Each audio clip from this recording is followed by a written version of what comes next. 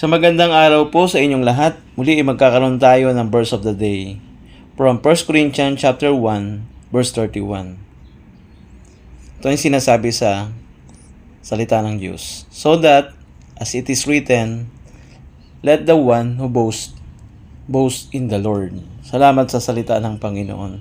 Sa huling talatang ito ng chapter 1, sinulat ito ni Pablo sa kanila upang hindi sila magmalaki sa mga bagay sa mundong ito, sapagkat ito'y paglalarawan niya sa foolishness of the gospel.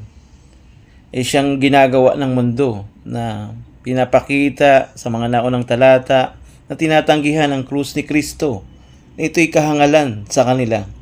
Ngunit sa tunay na sumampalataya, ito'y kaligtasan na siyang kapangyarihan ng Diyos na ipahayag, pagmalaki, o sabihin sa lahat na siyang magliligtas sa tao. Sabi nga doon sa verse 18, sapagkat ang salita ng krus ay kahangalan sa mga napapahamak, ngunit sa atin na inililigtas, ito'y kapangyarihan ng Diyos. So maliwanag po doon sa talata. Kaya sa talatang 31 sa ating talatang binabanggit ngayon, so that as it is written, let the one.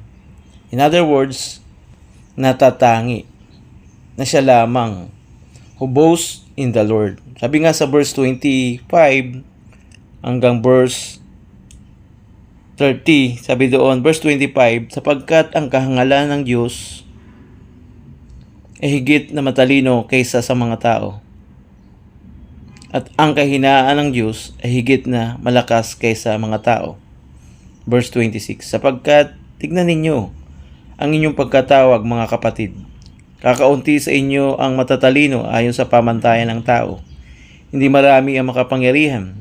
Hindi marami ang isinilang na marangal. Verse 27.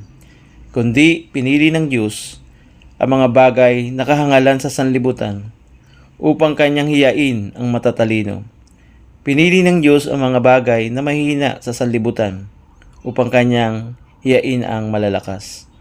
Verse 28. Pinili ng Diyos ang mga bagay na mababa at tinahamak sa sanlibutan, maging ang mga bagay na walang halaga upang pawalang saysay ang mga bagay na mahalaga. Verse 29. Upang walang sino man ang magmalaki sa harapan ng Diyos. Verse 30. Subalit kayo ay na kay Kristo Jesus na naging karunungan para sa atin mula sa Diyos, at katwiran at kabanalan at katubusan. So dito makita natin doon na maliwanag kung meron tayong ipagmamalaki.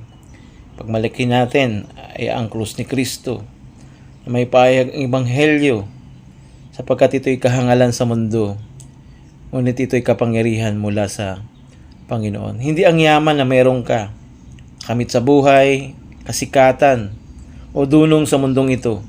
Hindi ko sinasabing masama ito, ngunit hindi ipagyabang at maging hangal dahil lamang dito. Dahil kung merong natatanging pagmamalaki ay ang Panginoon. Boast in the Lord. Ang ginawa ni Kristo, ang ebanghelyo na maipahayag, may bahagi sa lahat. At kung hindi ganito yung buhay mo, tandaan mo, anumang ipinagmamalaki mo, pang dito lamang yan. Nawa si Kristo ang ipagmalaki natin sa ating buhay, na siyang ipakilala natin sa lahat. Nawa po meron tayong natutunan sa ating verse of the day from 1 Corinthians chapter 1, verse 31. God bless you all.